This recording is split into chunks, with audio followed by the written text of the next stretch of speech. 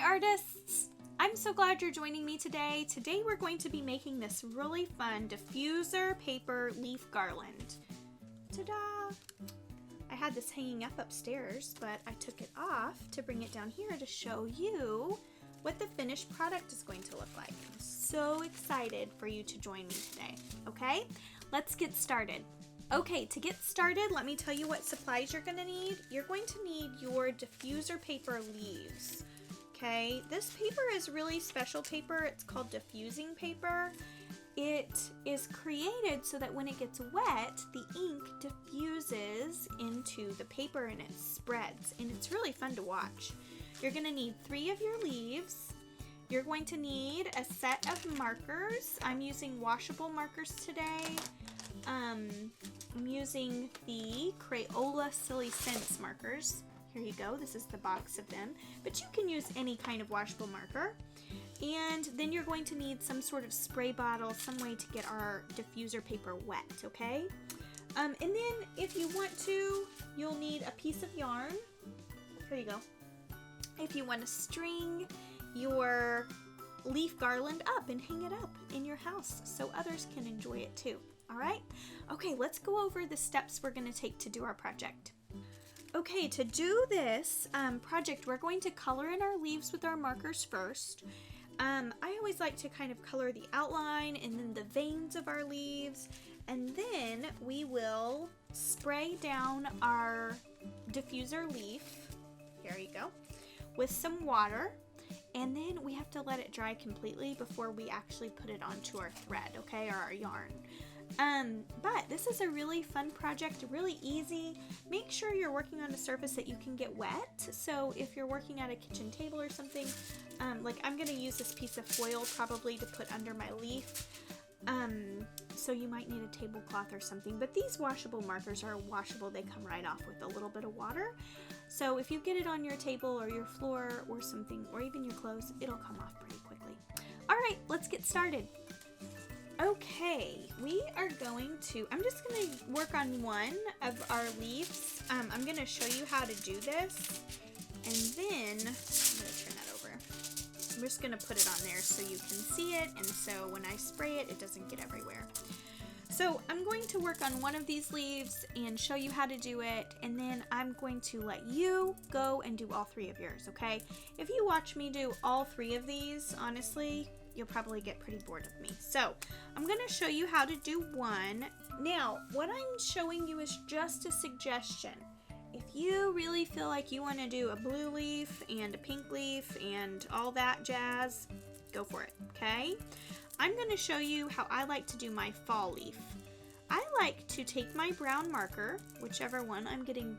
This one is root beer flavored. The other one says caramel or caramel, as they say over here on the East Coast. Caramel. And I'm going to go around the margin of my leaf.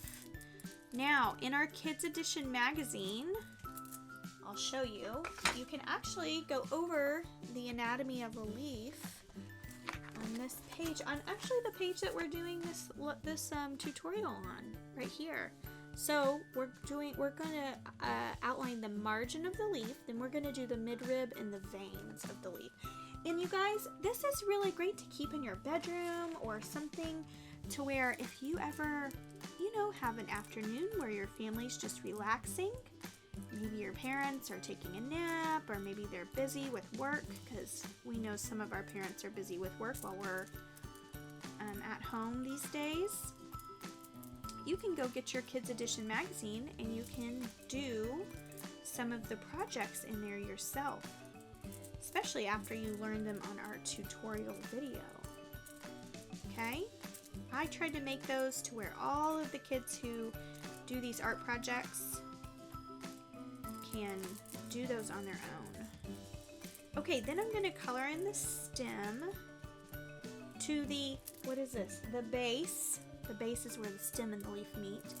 Then I'm going to draw the midrib. That's our line down the center of our leaf. And then I'm going to draw the veins. I'm just going to see where these little, they go up, up, I kind of feel like that's where the vein should go. And I might draw some up here. And remember guys, I'm super fast at this, and you might not be as fast as me because I've done this a lot. You can always pause the video, okay? If you need to pause it, if you're working with some friends or family, and they're going slower than you, pause it and wait for them. It's okay. It's not a competition. So, okay, I'm done with the first step. I've outlined my margin of my leaf. I've used my marker to draw the midrib of my leaf and the veins of my leaf. And now I'm going to come in and add some color to the inside of my leaf. And remember, if you go on a little leaf hunt in your neighborhood and pick up some leaves, you might see that some leaves are 3 and 4 or 5 different colors.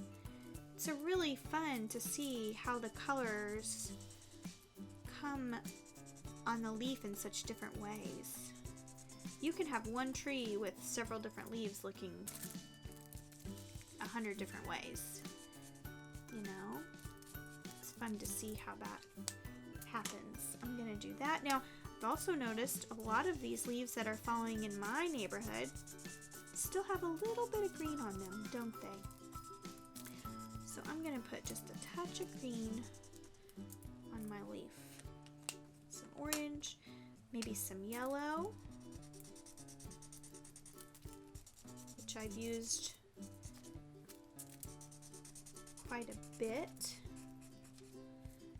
Yeah.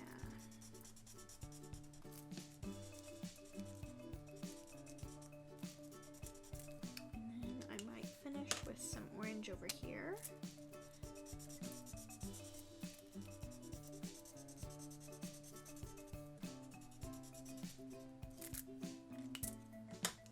And then some green.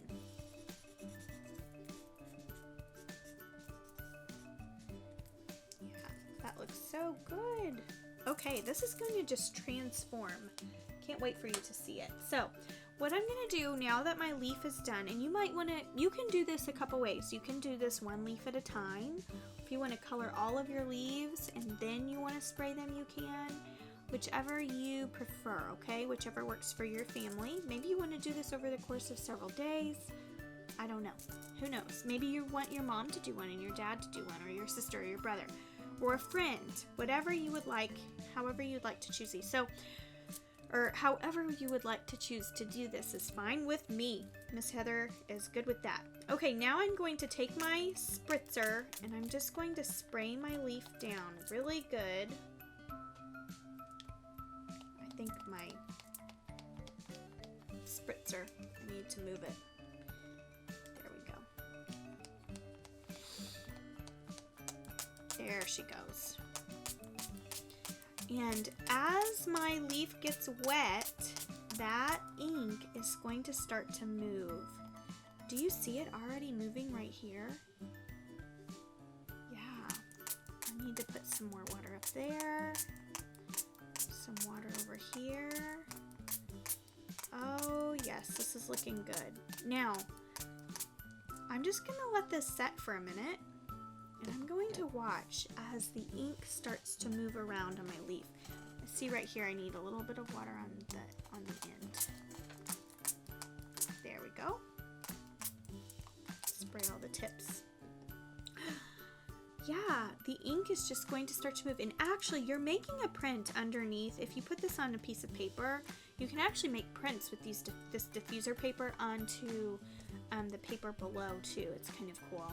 But all right, the ink is moving, the water's been applied, and it's going to diffuse or kind of seep into our leaf. It's really cool. You're just going to let this dry now, okay? After all of your leaves are dry, you can string them up onto your yarn, like mine. Ta-da!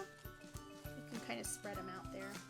And hang them somewhere. Hang them in your kitchen window, hang them in your bedroom. You can hang them on your door. Wherever you feel like you need a little touch of fall hang your leaves up, okay? They should have holes in them for you to hang up. Now, these are pretty delicate. You don't want to string them up on your yarn and swing them around or anything, okay? You have to be pretty delicate with our art today. But, look, it's already changed. I'm going to lift this up a little bit. It's already changed so much just in the time. This is going to take maybe an hour to dry, okay? So don't touch it.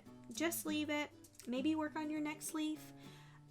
Or just go play, do something fun, have a snack, and then come back and see what your leaf looks like, all right?